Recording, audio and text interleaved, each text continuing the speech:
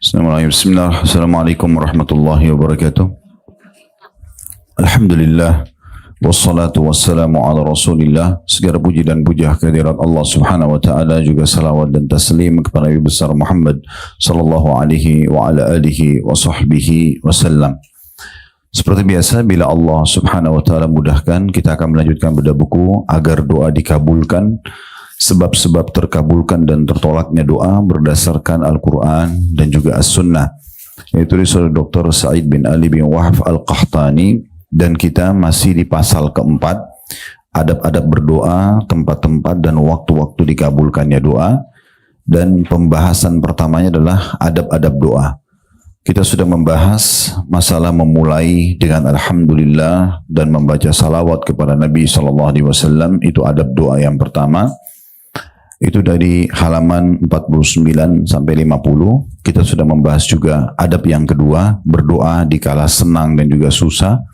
Artinya berdoa di masa senang itu akan memudahkan doa kita dikabulkan di masa kita sedang susah. Itu ada di halaman 51 sampai 52. Kita juga sudah membahas adab yang ketiga, tidak berdoa meminta keburukan menimpa keluarga, harta, anak dan juga diri sendiri. Masih di halaman 52, kita juga sudah membahas yang keempat, adabnya merendahkan suara ketika berdoa antara terdengar dan berbisik, tapi intinya mengeluarkan suara, ya. Atau kita dalam sholat seperti sholat sir, tadi yang ibu sholat duhur dan asar dikenal dengan sholat sir, artinya sholat mengecilin suara dan bukan menghilangkan suara, ya. Itu dibahas di halaman 52 sampai halaman 54. Kita juga sudah membahas adab kelima, masalah merendahkan dan menghinakan diri kepada Allah subhanahu wa ta'ala, menunjukkan kebutuhan di saat berdoa. Dari halaman 54 sampai 55, dan yang terakhir kita bahas pada pertemuan yang lalu, itu adalah adab yang keenam, memelas atau merengek kepada Allah dalam berdoa. Ya, kurang lebih tadi ya, mengharapkan apapun yang kita minta Allah berikan dengan terus ya berusaha untuk menunjukkan kebutuhan kita kepada Allah subhanahu wa ta'ala. Makin kita merendah, maka makin diijabah doa tersebut. Sekarang kita masuk ke adab doa yang ketujuh, yaitu bertawasul kepada Allah dengan tawasul yang disyariatkan. Al-wasilah, di situ disebutkan oleh penulis, menurut bahasa Arab, artinya mendekatkan diri kepada Allah. Tawasul, dasar katanya adalah wasilah, dan wasilah artinya mendekatkan diri kepada Allah dan taat kepadanya. N-nya besar, kata ganti Allah, dan sarana untuk mencapai sesuatu yang mendekatkan diri kepadanya, kepada Allah. Seperti perkataan tanda kutip si fulan bertawasul kepada Allah subhanahu wa ta'ala dengan wasilah, yakni dia melakukan suatu amal yang dapat mendekatkan diri kepada Allah. Di situ masih dilanjutkan lagi makna tawasul dan wasilah dari sisi bahasanya. Dikatakan bahwasanya menyukai sesuatu dan mendekatkan diri kepadanya, itu bisa bermakna itu, ya. Kemudian melakukan perbuatan dan dengan perbuatan itu ia mendekatkan diri kepadanya. Maksudnya secara bahasa intinya mendekatkan diri, ya. Kalau seseorang mau mendekatkan diri pada orang lain, maka dia diistilahkan sedang melakukan ya perantara antara dia atau pendekatan dengan orang tersebut. Nah, kalau dengan Allah subhanahu wa ta'ala diistilahkan wasilah, pendekatan diri kepada Allah subhanahu wa ta'ala dengan berbagai macam amal. Nah, ini lebih global sebenarnya, ya, lebih global. Tapi hubungannya dengan doa kita, misalnya supaya doa kita diijabah, kita bertawasul kepada Allah, mendekatkan diri kepada Allah dengan sedekah. Abdullah bin Abbas radhiyallahu anhuma, beliau kalau punya doa-doa yang beliau lihat belum ada ijabahnya, belum dijabah oleh Allah, maka beliau bilang, saya pun keluar bersedekah kepada orang-orang fakir miskin, berharap agar doa saya itu diterima sama Allah. Nah, di sini sedekahnya adalah tawasulnya kepada Allah dengan tujuan agar doanya diijabah oleh Allah subhanahu wa ta'ala. Ar-Raghib Al-Asfahani, ini salah satu ulama yang menyebutkan bahwasanya al-wasilah artinya sampai kepada sesuatu dengan kehendak yang kuat. Allah subhanahu wa ta'ala memang memerintahkan dalam Al-Quran agar kita punya wasilah atau sesuatu yang kita lakukan untuk mendekatkan diri kepada Allah dalam firman-Nya surah Al-Maidah ayat 35. Wabtagu ilaihil wasilah, dan carilah jalan yang mendekatkan diri kepadanya. N-nya kata ganti Allah, makanya dibesarkan. Hakikat wasilah kepada Allah ialah memelihara dan memperhatikan jalan menuju Allah dengan ilmu, ibadah, dan menjaga kemuliaan syariatnya. Al-wasil atau al-wasil artinya yang mendekatkan diri, yaitu yang berkehendak ya, kepada Allah. Arti dari firman Allah dalam surah Al-Maidah ayat 35 tadi yang baru dibacakan ialah dekatkanlah dirimu kepada Allah dengan taat kepadanya dan beramal dengan pekerjaan yang diridhoinya. Ini baru dibahas dari sisi pengertian makna wasilah atau tawasul itu sendiri. Sekarang penulis lebih dalam membahas masalah tawasul ini. Beliau mengatakan tawasul yang disyariatkan ada 3 macam. Yang pertama, tawasul dalam berdoa dengan menggunakan nama-nama Allah Subhanahu wa taala dan sifat-sifatnya. Seperti ucapan orang kalau berdoa, ya Allah, aku memohon kepadamu bahwa Engkau Maha Pengasih lagi Maha Penyayang, aku memohon keselamatan. Di sini wasilahnya adalah penyebutan Engkau Maha Pengasih lagi Maha Penyayang. Sambil berdoa, sambil memuji-muji Allah menggunakan nama-namanya. Baru kita mengatakan mohon keselamatan. Atau seseorang mengatakan, ya Allah, sesungguhnya aku memohon kepadamu dengan rahmatmu yang meliputi segalanya. Yang di sini menjadi wasilahnya adalah rahmatmu yang meliputi ya segala sesuatu. Kasihilah aku atau ampunilah aku. Berdasarkan firman Allah Subhanahu wa taala dalam surah Al-A'raf ayat 180, walillahil asmaul husna fad'uuhu biha. Hanya milik Allah asmaul husna, nama-nama yang mulia, maka bermohonlah kepadanya, N-nya besar kata ganti Allah, dengan menyebut asmaul husna itu atau nama-nama Allah yang mulia, ya. Bisa juga misalnya kalau ibu lagi berdoa di depan Ka'bah, misalnya kebetulan lagi depan Ka'bah lagi sholat, lalu ibu berdoa ya, setelah alhamdulillah wassalatu wassalamu ala rasulillah, lalu ibu mengatakan misalnya, wahai Tuhan pemilik Ka'bah ini, misal ya, contoh. Atau kita mengatakan, ya Allah yang telah meninggikan langit tanpa tiang, yang menerbitkan matahari. Nah itu kan semua memang kemahakuasaan Allah. Ini tawasulnya di situ.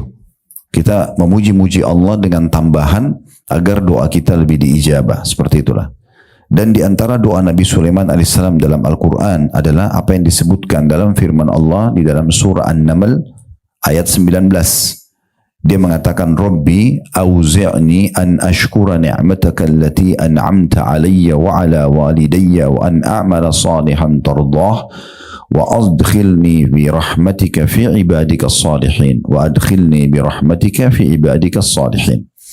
Ya Rabbku, berilah aku ilham dan taufik untuk tetap mensyukuri nikmatmu yang telah Engkau anugerahkan kepadaku dan kepada kedua ibu bapakku, dan untuk mengerjakan amal saleh yang Engkau ridhai, dan masukkanlah aku dengan rahmatmu ke dalam golongan hamba-hambamu yang saleh.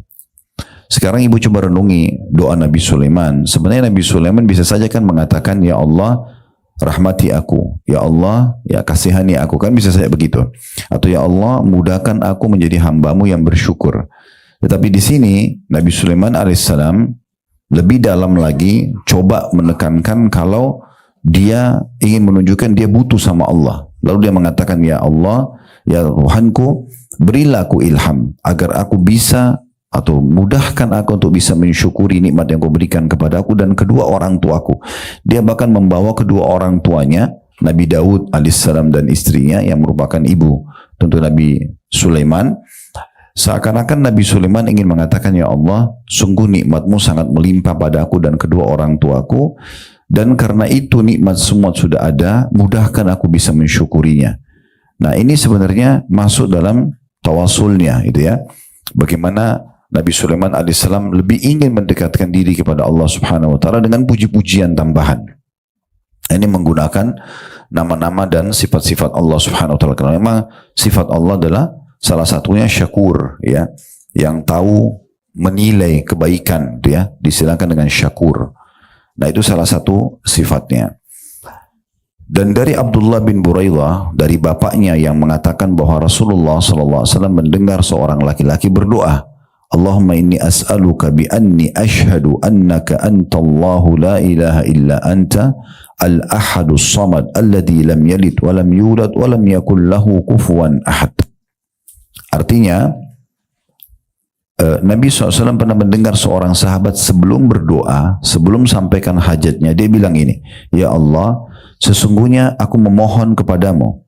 Dia tidak langsung sampaikan hajatnya, tapi dia mengatakan dengan bersaksi bahwasanya engkaulah Allah yang tiada Tuhan yang berhak disembah selain engkau. Tuhan yang Maha Esa, tempat bergantung yang dapat memenuhi hajat hambanya, yang tidak beranak dan tidak pula dilahirkan, dan tiada sesuatu yang setara dengannya. Lalu orang itu sampaikan hajatnya. Setelah dia puji-puji Allah dengan nama-namanya yang mulia seperti ini. Lalu apa kata Nabi SAW waktu dengar orang itu memuji Allah begini, baru dia sampaikan hajatnya.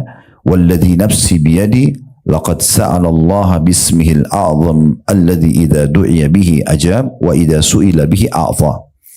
Demi zat yang jiwaku berada di tangannya, N-nya besar kata ganti Allah. Maksudnya Nabi Muhammad SAW bersumpah, demi nama Allah, sungguh orang ini yang sedang berdoa di hadapan Nabi tadi telah meminta kepada Allah dengan namanya yang paling agung, yang apabila dimohon dengan menggunakan nama tersebut, pasti dia-nya besar kata ganti Allah, mengabulkan.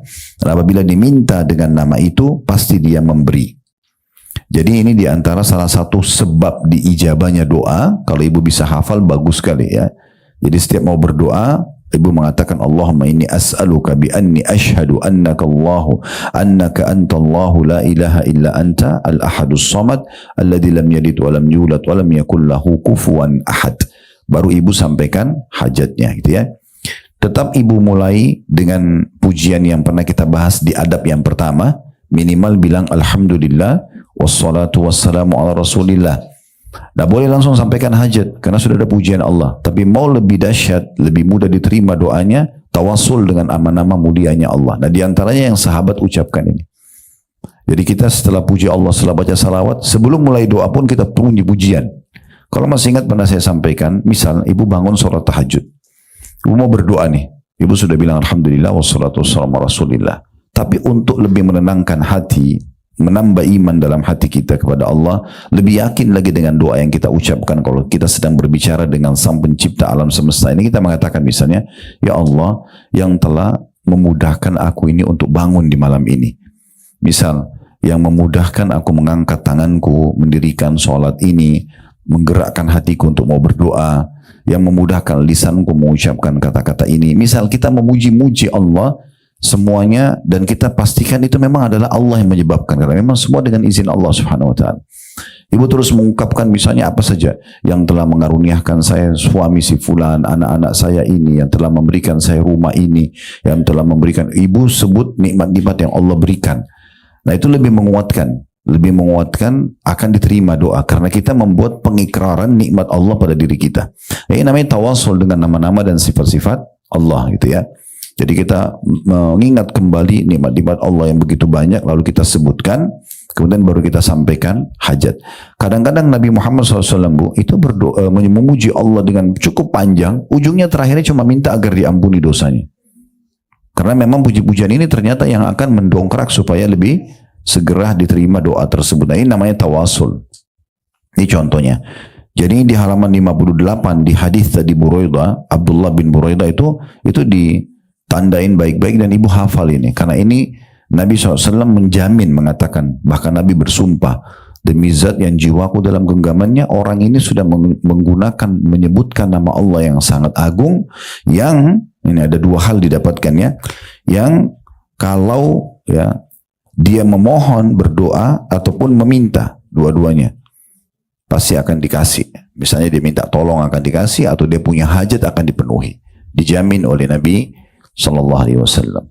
Dalam riwayat lain kata Nabi SAW, laqad sa'alta Allah azza wa jal bismihil a'zam, sungguh engkau telah meminta kepada Allah azza wa jal dengan namanya yang paling agung.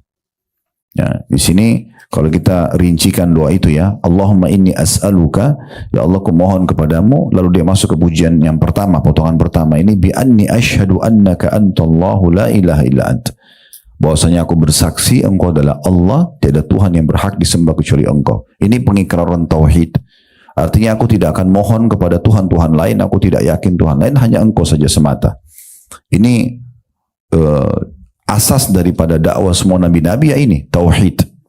Dan umumnya dakwah Nabi Muhammad SAW di 10 tahun pertama di Mekah itu penanaman tauhid. Belum ada perintah sholat, belum ada perintah jihad, belum ada perintah zakat di 10 awal tahun pertama di Mekah. Karena 13 tahun beliau dakwah di Mekah, nanti tahun ke-11 baru terjadi perintah sholat di Isra dan Mi'raj. Sebelumnya itu penanaman tentang tauhid. Harus mengesahkan Allah, tidak boleh bergantung pada patung-patung, pada khayalan, pada tukang sihir. Mengingatkan tentang kisah umat-umat sebelum yang dibinasakan, yang kufur, yang selamat. Mengingatkan tentang surga dan neraka. Itu umumnya surah-surah Makkiyah berbicara tentang masalah itu. Berarti menandakan memang penanaman ini luar biasa. Sekarang kita sebelum berdoa kita mengikrarkan, tidak ada Tuhan yang lain ya Allah. Hanya engkau tempat aku bergantung. Lalu dibilang Al-Ahad, yang Maha Esa. As-Samad, yang semuanya bergantung padanya. Sebenarnya ini tidak sulit untuk dihafal karena ini seperti diambil dari surah Al-Ikhlas. Ya, Alladzi lam yalid wa lam yulad, engkau tidak beranak dan diperanakkan. Wa lam yakul lahu kufuwan ahad, dan tidak butuh pada siapapun. Baru kemudian masuk kepada doa. Nah, kalau ibu mulai doanya dengan ini, tentu tetap dimulai dengan Alhamdulillah wassalatu wassalamu Rasulillah. Nah, ini tambahan tawasulnya. Ibu baca ini baru sampaikan hajatnya itu jauh lebih kuat. Dalam riwayat lain dari Anas bin Malik radhiyallahu anhu, kita sekarang ada di halaman 59 ya. Beliau mengatakan bahwa ketika beliau sedang duduk-duduk bersama Nabi SAW, ada seorang laki-laki sedang sholat, kemudian laki-laki itu membaca doa. Allahumma inni as'aluka bi anna lakal hamd, la ilaha illa antal mannan, badi'us samawati wal ard, ya dzal jalali wal ikram, ya hayyu ya qayyum.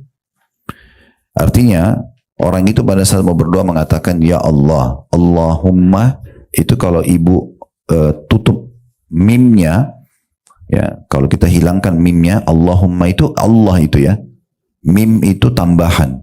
Jadi kalau ditambah mim berarti artinya ya Allah, itu ya.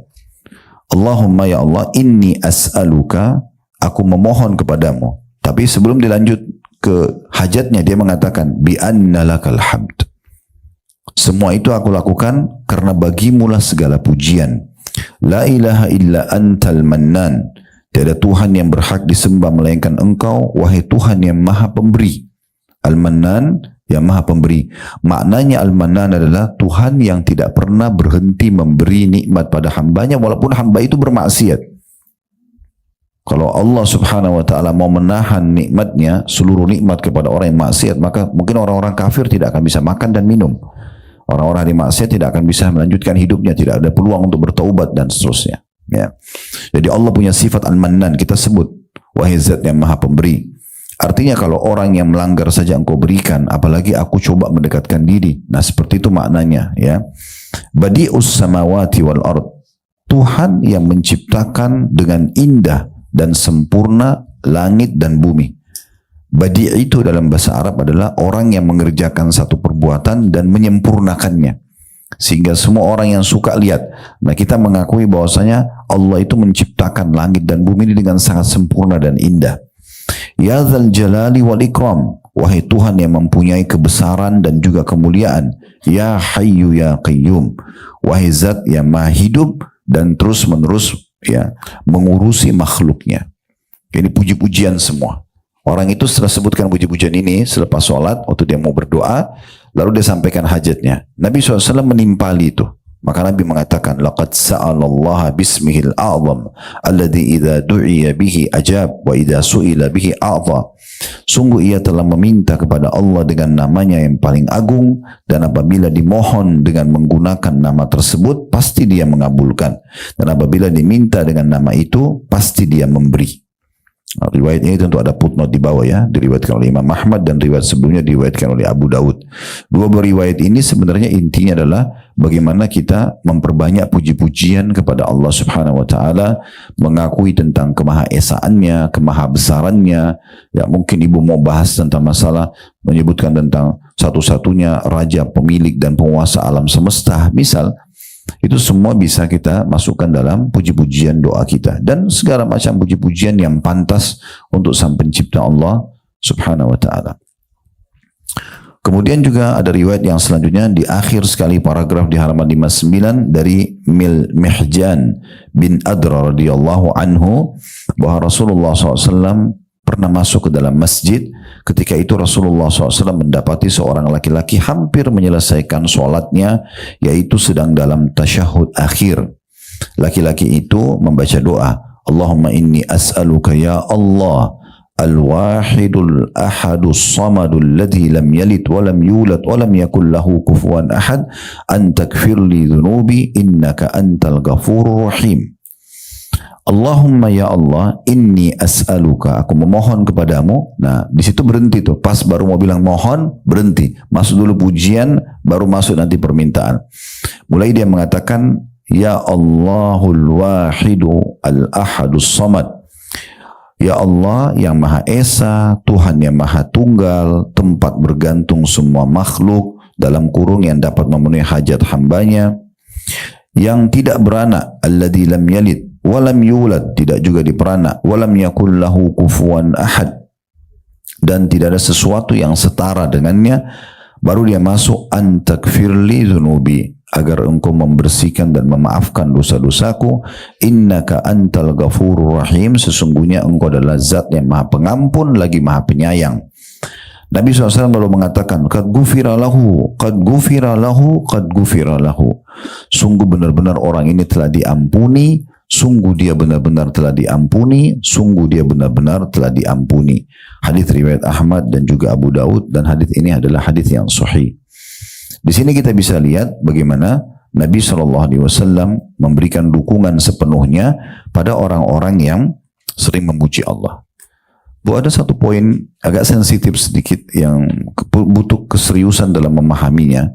Kalau ibu belum terbiasa dan belum membiasakan diri dalam satu ibadah, maka ibu tidak akan mungkin mendapatkan keberkahan dalam ibadah itu. Artinya tidak ringan, jadi berat. Contoh, orang belum pernah sedekah. Contoh, belum pernah sedekah. Maka mengeluarkan 5.000 rupiah pun berat bagi dia. Karena dia memang belum pernah melakukannya. Tidak ada keberkahan di ibadah itu. Karena dia berat, kalaupun dia harus keluarkan, dia berat dengan berat hati. Tapi kalau ibu sudah keluarkan 5.000, lalu ibu berusaha melatih diri untuk meningkatkan ke 10.000, ke 100.000, ke 1 juta, ke 100 juta. Ada orang sampai mengeluarkan miliaran, bagi dia ringan. Keberkahan Allah kasih. Karena dia memang mau mengerjakan perintah tersebut. Keberkahan itu akan datang disebabkan karena kita sudah membiasakan melakukannya. Orang kalau belum pernah sholat malam, 2 rakaat pun berat banget. Tapi kalau orang sudah memaksakan diri dan sering mengerjakannya, 4 rakaat, 8 rakaat, atau 11 rakaat hampir setiap malam, maka Allah datangkan keberkahan. Lama-lama bukan hanya sekedar ringan sholatnya, 11 rakaat kita anggap biasa banget. Nanti kita akan tambah ayat-ayat Al-Quran, lebih banyak kita baca, kita akan baca sampai 100 ayat. Ada orang sampai baca 1000 ayat per satu malam, per 6 hari khatam Al-Quran. Mungkin bagi orang yang tidak biasa, masa sih? Gitu kan? Riwayat tentang Utsman bin Affan radhiyallahu anhu pernah mengkhatam 30 juz Al-Quran di rakaat terakhir witir. Yang biasa kita baca Qul Huwallahu Ahad. Itu riwayat sahih tentang Utsman bin Affan. Mungkin bagi kita, kok bisa ya? Bagaimana bisa? Karena kita belum pernah melakukannya. Kalau kita sudah coba melakukan, Allah menilai pengorbanan kita itu. Ibu kalau sudah pernah baca 10 ayat nih, salat malam, terus ibu mau pindah ke 100, mungkin sedikit ada perjuangan di saat kita pindah ke 100 ayat, artinya per satu rakaatnya 10 ayat. Berarti sampai 10 rakaat kita sudah 100 ayat, tinggal witir baca Qul Huwallahu Ahad terakhir. Kalau kita sudah berusaha, Allah menilai. Prosesnya mungkin butuh perjuangan, tapi lama-lama jadi ringan. Itu 100 ayat nanti sebulan kemudian, ibu anggap ringan. Ringan banget. Nanti kita berani pindah ke 200, ke 300. Lama-lama 1000 juga jadi biasa. Begitu seterusnya. Makanya ada satu ulama di Saudi. Dia dengan ayahnya dua-duanya ulama besar di Saudi. Ayahnya salah satu ketua majelis ulama di Saudi. Anaknya pun mengajar di Masjid Nabawi. Ya, dikenal dengan dua Syekh Shinkiti. Dua-duanya ulama besar gitu ya. Asalnya mereka dari Afrika. Tapi sudah warga negara Saudi. Itu dia bilang, dia cerita tentang dia. Saya sama ayah saya pernah sholat malam. Kami mulai dari Al-Baqarah ayat pertama. Dan tanpa disadari begitu menjelang azan subuh sudah di An-Nas. Ya, di sholat malam. Lah ya, tadi saya bilang mungkin rahasianya apa? Tadi saya bilang kepekaan, butuh memahami ya, sensitif di sini. Kita tidak butuh kagum dengan perbuatan orang. Yang saya butuh masuk ke dalam hati ibu. Oh iya, ini perlu saya coba. Karena kalau tidak dicoba nggak bisa. Kan gitu ya.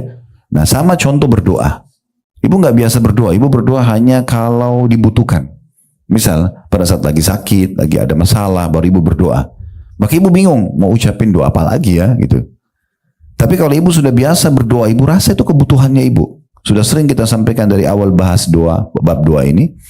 Ibu berdoa dalam kondisi minta dipertahankan nikmat, itu jauh lebih afdal daripada ada masalah, kemudian baru minta solusinya. Artinya tidak ada alasan untuk tidak berdoa. Ibu lagi sehat kayak sekarang, lebih besar pahalanya ibu mengatakan, ya Allah tolong pertahankan kesehatan saya. Daripada nanti sakit ibu bilang, ya Allah sembuhin saya. Lebih besar pahalanya yang awal. Cuma banyak orang tidak paham itu. Makanya kita ulang-ulangin dalam kelas kita ini.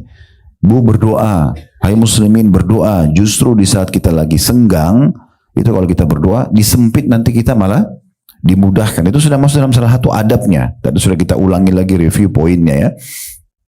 Oleh karena itu, orang yang berdoa, rutin berdoa, akan keluar kata-kata yang tidak pernah masuk di benak dia. Baik itu pujian untuk Allah, baik itu juga ungkapan doa.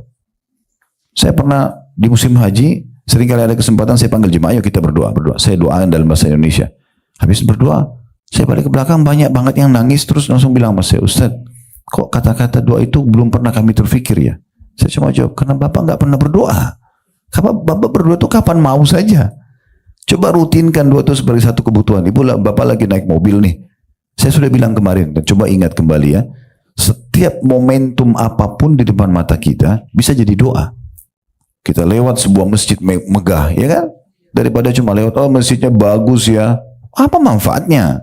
Gak ada manfaat buat kita, gak ada manfaat buat orang yang bangun. Tapi kita bisa tunggangi sebagai doa. Alhamdulillah, wassalatu wassalamu ala rasulillah.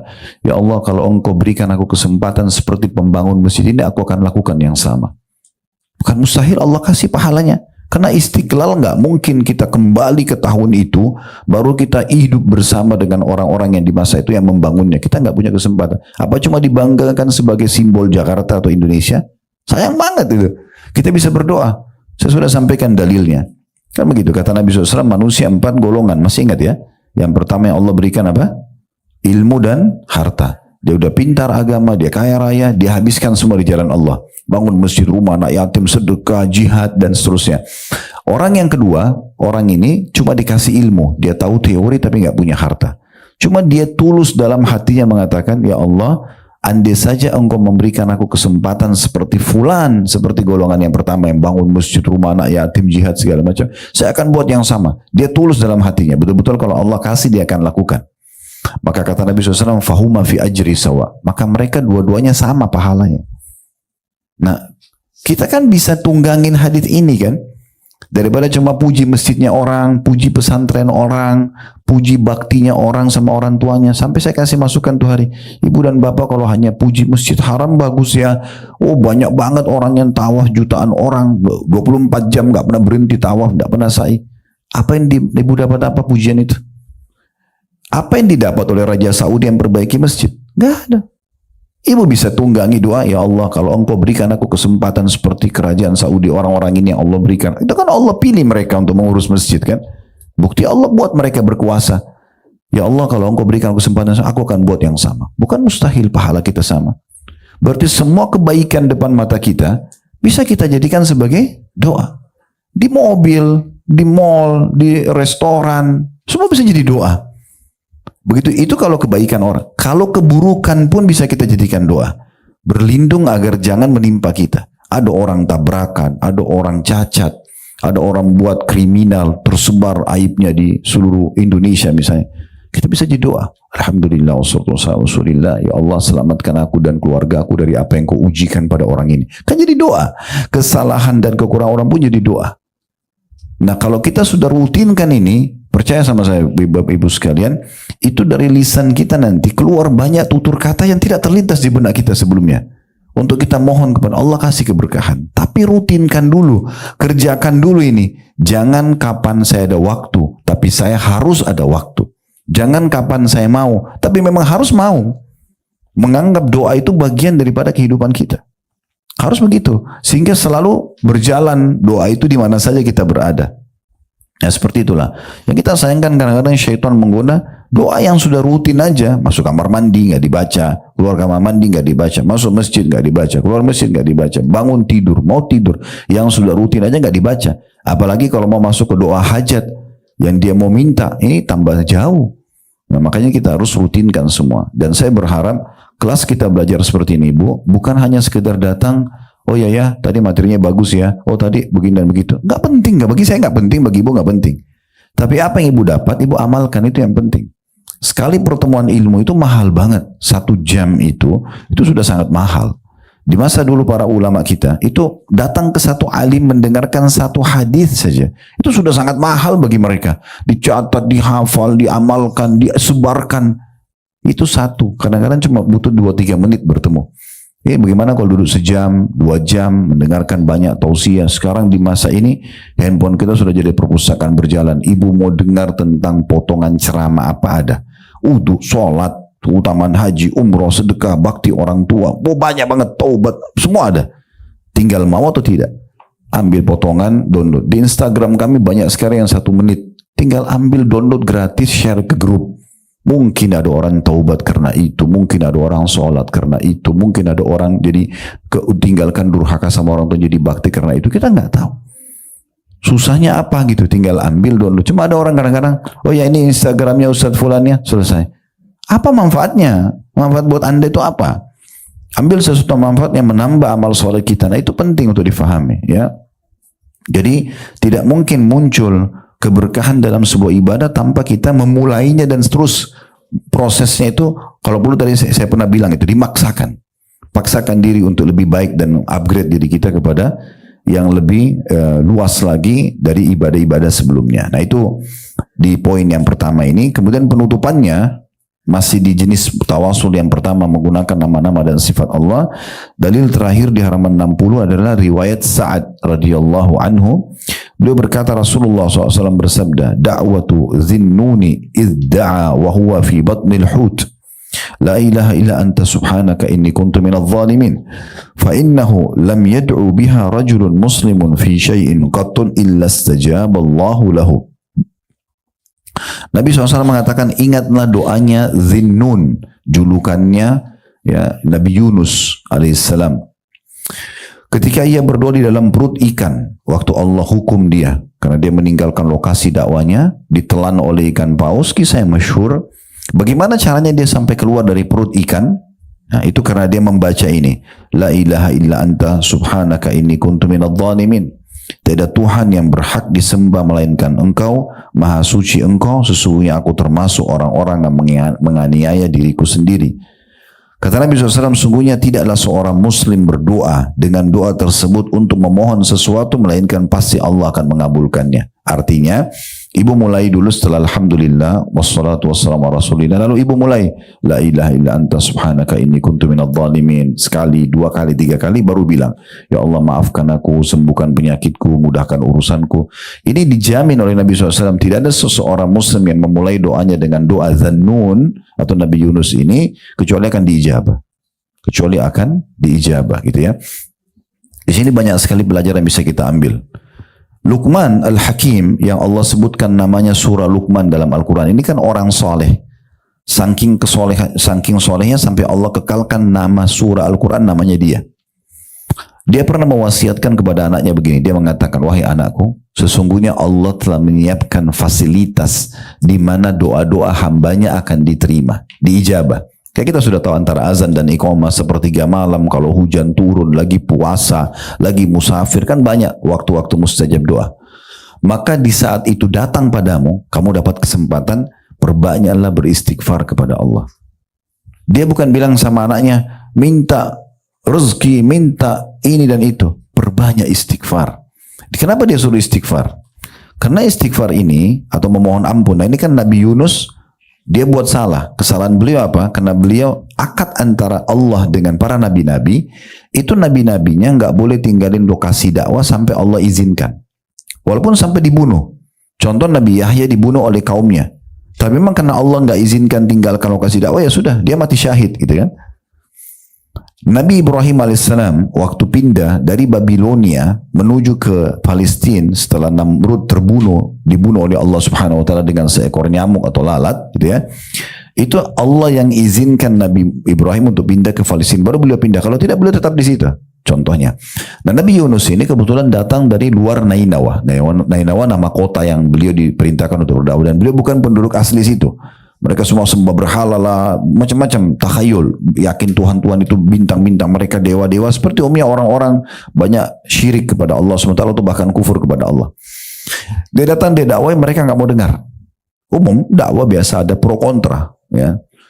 Tapi di sini pada saat dia menyampaikan dan mereka tidak mau menerima dakwanya, maka dia berdoa sama Allah, ya Allah, tolong pilihkan aku tempat dakwah yang lain.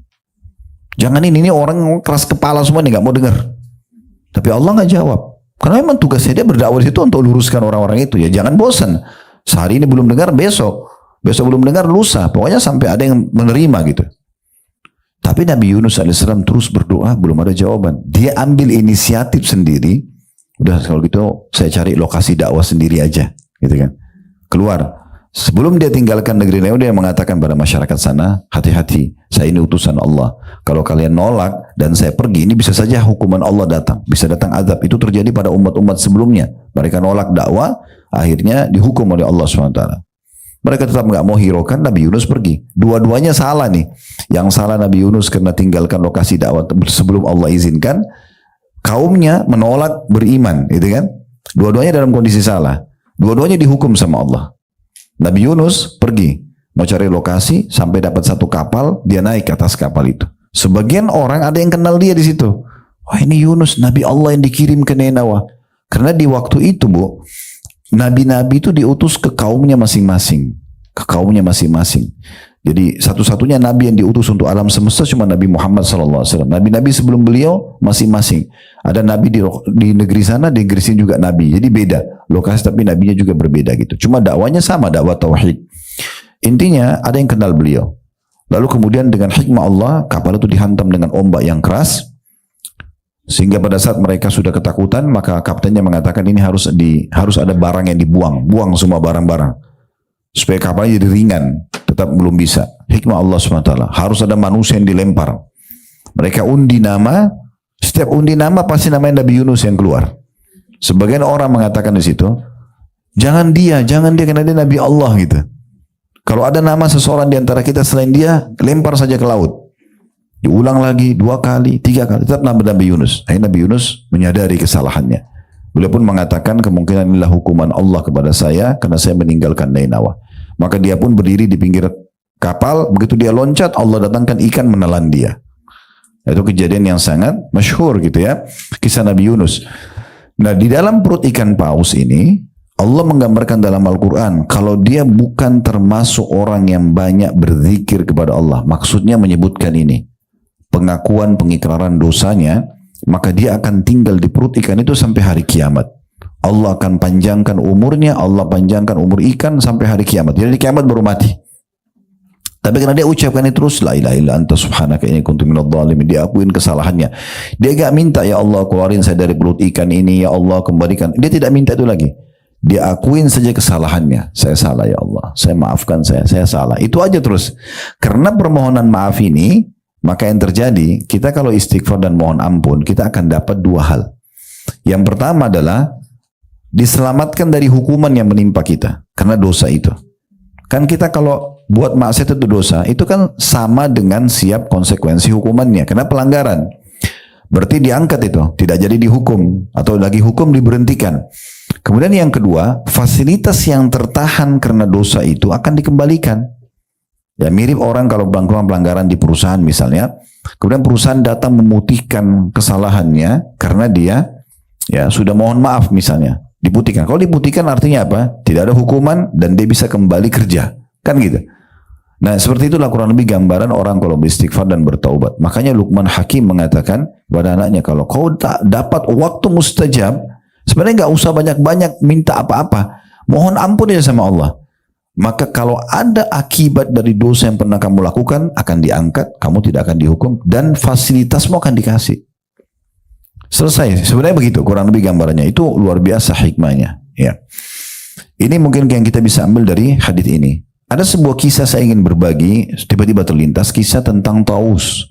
Taus ini artinya burung merak, Bu. Ini julukan dikasih oleh orang muslimin di masa itu kepada seseorang yang bernama Zakwan bin Kaisan rahimahullah. Ini seorang yang luar biasa, sangat tampan, sangat kaya, sangat pintar. Bukan cuma tampan, pintar, sangat dipuji orang pada saat itu. Orangnya putih, kekar, tampan, orangnya pintar, jalur nasabnya luar biasa pokoknya. Terus ilmu agamanya luas banget, kaya raya lagi. Berkumpul semuanya sampai dikasih julukan Taus, burung merak, karena dianggap baik. Dan dia dianggap gurunya para ulama. Jadi bukan ulama biasa, ulama banyak belajar sama dia. Taus ini punya banyak kisah, tapi ada yang saya ingin sedikit hubungkan dengan ini. Walaupun dia sudah sangat pintar, dia sangat terkenal dengan ilmunya, dengan hartanya dan segala macam, tapi dia tidak pernah mau berhenti belajar. Dia cerita tentang dirinya, dia bilang di satu hari di musim haji, saya sempat melihat ada seseorang yang sedang tawaf. Terus dia sambil tawaf, mungkin tidak semua orang mendengarkan apa yang dia ucapkan, tapi saya mendengarkan apa yang dia ucapkan. Dia memuji-muji Allah dengan segala nikmat yang Allah berikan. Padahal orangnya miskin.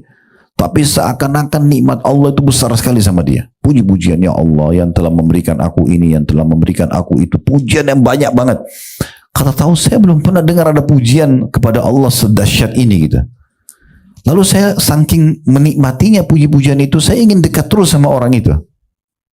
Sampai akhirnya karena saya lagi asyik dengar dan saya juga ikut tahu, tiba-tiba orang itu masuk di kerumunan, orang hilang. Saya merasa kehilangan betul orang soleh ini karena puji-pujiannya mahal banget gitu. Dia puji Allah yang tidak pernah terfikir di benak orang. Tadi saya bilang, ini muncul kenapa? Karena seringnya berdoa, seringnya memuji, Allah mudahkan keberkahan. Dan muncul pujian yang kita tidak pernah terfikir sebelumnya. Kata tahu saya terus merindukan ingin ketemu sama orang itu sampai saya berdoa, ya Allah tolong pertemukan sama orang ini. Subhanallah di Arafah, lagi di Arafah wukuf, saya lihat orang itu. Dia bilang saya lihat orang itu, saya langsung mengejarnya. Ini tahu ulama besar ini. Dia bilang tapi kita ambil pelajaran bagaimana dia tidak batasi dirinya. Kadang-kadang sebagian orang kena rasa sudah di majelis ta'lim 10 tahun, lah nggak penting lagi untuk belajar atau nggak mau lihat. Mungkin ada orang yang belum berhijab tapi lebih soleh dari kita. Allahu alam, kita tidak tahu. Mungkin lebih bakti sama orang tuanya, lebih banyak doanya. Jadi jangan anggap remeh orang gitu ya. Intinya sebenarnya kata tahu saya mendekat sama dia. Terus saya ikutin. Lalu pada saat sudah tertutup masa Arafah, sudah terbenam matahari, semua orang menuju ke Musdalifah. Saya dengar orang ini mengucapkan kata-kata yang dia bilang saya nukil terus. Dia mengatakan, ya Allah, wahai zat yang maha pengasih, wahai maha penyayang, dipuji-puji Allah. Dia mengatakan, kalau seandainya hajiku ini tidak engkau terima ya Allah, misal tidak diterima, maka jangan engkau haramkan dari pahala musibahku karena engkau tidak terima hajiku. Ya orang tidak berpikir gak baca doa begini? Itu berkeberkahan yang luar biasa kan gitu. Coba dengan iman kita pikirin ya. Jadi bilang, ya Allah kalau seandainya hajiku ini tidak kau terima. Padahal dia sudah maksimal dalam ibadah hajinya. Tapi kalau engkau tidak terima Allah, itu musibah bagi aku. Maka tetap berikan aku pahala atas musibah tidak diterimanya hajiku itu. Itu luar biasa. Kata Taus, saya ambil pelajaran dari orang ini luar biasa. Nah itu begitu kesalahan orang kalau dekat, coba mendekati Allah, Allah berikan keberkahan. Jadi ini butuh memang kepekaan ya. Juga poin penting. Allah subhanahu wa ta'ala mengaturkan level-level keimanan Bu, itu hanya bisa dijangkau kalau memang ibu selalu makin bersih, makin suci, makin bersih, makin naik nanti. Ada level kita nggak akan pernah bisa jangkau selama kita masih buka noda-noda dosa di situ. Karena ini memang hanya bisa untuk orang yang makin bersih. Persentasenya misalnya contoh, level tertinggi itu harus 100% kita bersih sekali dari dosa, baru sampai di sana. Kalau kita masih ada campur baur, apalagi kalau masih melalaikan banyak kewajiban, kita mungkin masih bisa mendapat level satunya misalnya. Ya sesekali kita terus secara keimanan, tapi kadang-kadang kita lalai. Kita nggak bisa naik ke level 2, persentase misalnya anggap ini 10%, ke yang persen ke 20 kita nggak bisa naik. Karena kita masih membuka pintu kesalahan. Kapan bisa? Ini ditutup dulu, baru bisa sampai. Makin ditutup, makin naik. Nah, jadi selama kita masih membuka celah pelanggaran agama, kita susah untuk dapat kesucian hati, kepekaan, ya. Ada orang kadang-kadang cuma lihat Ka'bah sudah nangis. Kadang-kadang cuma lihat satu musibah bencana alam, dia jadi ketakutan sama Allah, jangan sampai kena dia. Nah itu semua kepekaan ada, karena persentase kedekatan sama Allah itu makin naik terus. Dan itu harus ditutup pintu pelanggarannya. Ibaratnya kalau seorang pegawai di kantor, makin mudah untuk naik jabatannya, mendapatkan bonus dan seterusnya, justru karena kebersihan nama dia di perusahaan, kan gitu. Nah ini kebersihan kita begitu. Juga penting saya tambahkan lagi, kalau ibu sedang memohon sesuatu kepada Allah Subhanahu wa taala, ibu sementara memohon sesama Allah, jangan lakukan pelanggaran di saat itu. Karena kita sedang memohon. Contoh misalnya, kita sedang mengajukan proposal ke dirut di perusahaan, ingin naik jabatan, ingin tambah gaji, misal. Begitu proposal atau permohonan kita masuk ke meja, apa yang ibu lakukan di perusahaan? Ugal-ugalan? Apa yang dibuat kira-kira? Pasti kita lebih on time datang, kita tunjukkan prestasi kerja, supaya itu diterima kan? Nah kenapa ibu gak tarik ke dalam doa ini? Kenapa berdoa tapi masih buat pelanggaran? Gimana caranya ini diterima? Kan gak mungkin, gak nyambung. Sementara kita ajukan permohonan kepada Allah, Allah menilai terus tuh. Ini orang makin banyak zikirnya gak sih? Ini orang makin banyak ini gak sih? Dan seterusnya. Nah ini penting untuk difahami. Sebenarnya masalah sederhana, tapi kalau tidak difahami nggak bisa ketemu titiknya. Akhirnya selalu ada muncul, Ustaz kenapa saya sering berdoa nggak diterima ya? Bagaimana mau diterima? Muhasabah sendiri. Ada seseorang dai pernah ketemu saya tablik akbar di luar kota.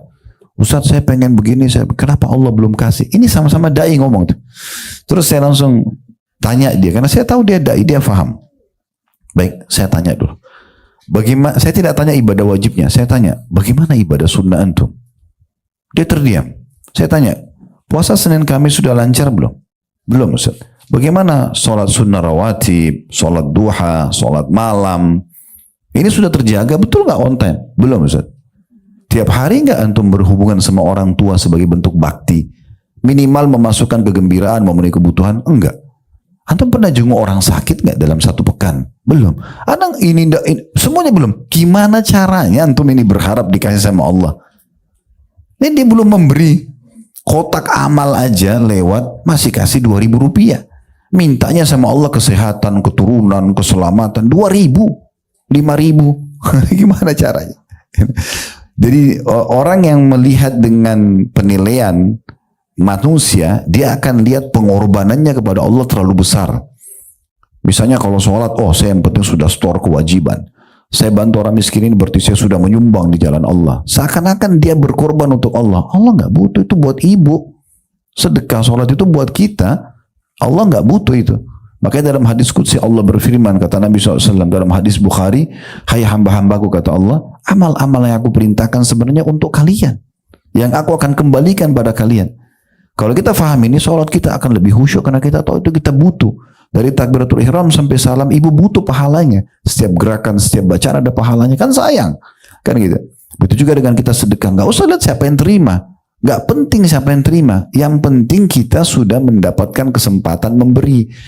Makanya kata sebagian ulama salaf pada saat sudah sedekah hartanya, dia senyum lebar sambil mengatakan pada orang-orang di sekitarnya, lihat nih, orang-orang miskin ini membawa amal-amalku ketimbangan amal tanpa diupah sedikit pun. Begitu mereka menanggapi ya. Jadi sedekahnya bukan lihat, saya sudah jasa sama orang ini kena bantu. Enggak. Orang-orang ini coba lihat, mereka bawa amal-amalku ketimbangan amal tanpa diupah. Maksudnya apa? Sekarang kita kasih orang 1 juta rupiah nih. Ibu kasih tetangga, kasih teman yang susah, kasih 1 juta rupiah. Ibu jangan pernah merasa ibu punya jasa dengan dia. Kenapa? Uang yang dia ambil 1 juta, dipakai beli makanan habis. Tapi sebenarnya melalui dialah 1 juta itu ditambah di timbangan amal. Kalau nggak melalui dia nggak sampai di sana. Itu yang kita nilai nih. Artinya dialah yang membawa. Betul 1 juta itu habis dipakai makan beli baju, tapi buat dia habis. Buat kita nggak habis. Ini sampai ke timbangan amal. Nah ini cara melihatnya nih. Sehingga jangan pernah menilai siapa yang meminta. Mirip juga saya pernah bilang, Ustaz, orang ini selalu minta terus, nggak pernah kapok-kapok. Nggak, carilah orang lain, kenapa saya terus? Kenapa ibu merasa begini? Karena ibu masih berpikir punya jasa sama dia. Kalau saya pribadi menanamkan dalam diri saya, Bu, orang yang sama atau orang yang berbeda nggak penting bagi saya. Karena bagi saya tetap nilai sedekahnya, bukan siapa penerimanya. Ibu kasih orang yang sama atau orang lain, bedanya apa? Nggak ada bedanya. Kan intinya kita sedekah. Nah lihat sedekah yang kita kasih. Justru kalau ada orang yang rutin kita bantu dari kerabat, dari tetangga, bagus, kita nggak perlu capek-capek nyari orang. Dia aja nggak masalah. Tapi kan nilai pahala sampai. Nah lihat sedekah yang dibawa ke timbangan amal. Nah itu cara melihatnya harus dengan cara seperti itu. Kalau enggak kita tidak akan pernah bisa melakukan perbuatan maksimal tulus kepada Allah dan seterusnya. Nah itu poin-poin penting yang harus kita garis bawahi. Tentu saja kalau ada benar dari Allah silakan diambil dan diamalkan. Kalau ada salah dari saya tolong dimaafkan dan saya istighfar kepada Allah Subhanahu wa taala. Subhanakallahumma bihamdika asyhadu an la ilaha illa anta astaghfiruka wa atubu ilaik. Wassalamualaikum warahmatullahi wabarakatuh.